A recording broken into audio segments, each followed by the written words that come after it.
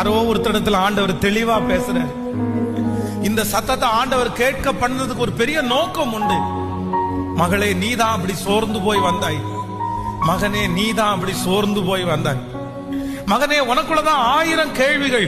மகளே, உனக்குள்ளதான் 1000 கேள்விகள். ஆண்டவரே, என்ன நீங்க ஏன் எனக்கு எதுவுமே செய்யாம இருக்கிறீங்க?